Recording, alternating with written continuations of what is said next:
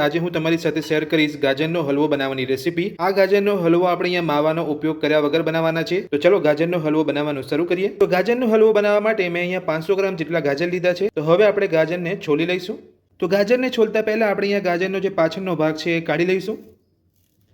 તો હવે આપણે ગાજરને છોલી લઈશું। તો ગાજરનો હલવો બનાવતા પહેલા તમારે ગાજરને આ રીતે છોલી લેવાના છે।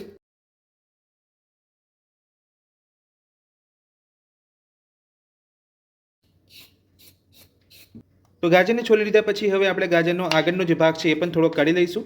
તો આ જ રીતે તમારે દરેક ગાજરને છોલતા પહેલા ગાજરનો પાછળનો ભાગ અને ગાજરનો આગળનો ભાગ કાઢી લેવાનો છે। ત્યાર પછી તમારે બધા જ ગાજરને આ રીતે છોલી લેવાના છે। તો હું અહીંયા બધા જ ગાજરને છોલી લઉં છું। તો મેં બધા જ ગાજરનો આગળ અને પાછળનો ભાગ કટ કરીને છોલી લીધા છે, એટલે કે ઉપરની છાલ કાઢી લીધી છે।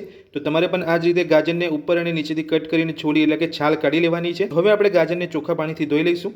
તો આપણે અહીંયા બધા જ ગાજરની ઉપરની છાલ કાઢીને ધોઈ લીધા છે। તો હવે આપણે ગાજરને છીણી લઈશું। તો ગાજરને છીણવા માટે મેં અહીંયા આ રીતની એક છીણી લીધી છે। તો આપણે છીણવા માટે જે છીણીનો આ રીતનો ભાગ હોય એ આપણે યુઝ કરવાનો છે ગાજરને છીણવા માટે। તો હવે આપણે બધા જ ગાજરને છીણી લઈશું। તો ગાજરને છીણતા પહેલા મેં અહીંયા 500 ml જેટલું દૂધ લીધું છે। તો આપણે દૂધને એક બાજુ ગરમ કરવા મૂકી દઈશું। તો ગાજરને છીણતા પહેલા આપણે ગાજરના બે ભાગ કરી લઈશું,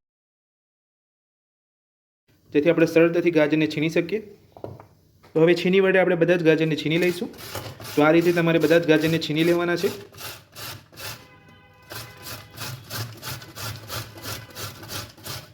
તો તમે જોઈ શકો છો આપણે અહીંયા છીણી વડે બધા જ ગાજરને છીણી લીધા છે।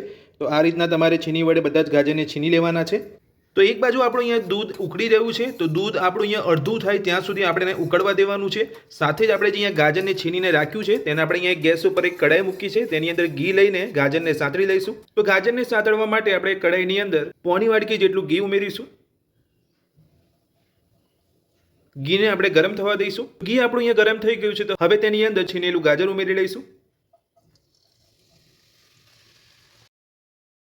તો ગાજરની અંદર રહેલું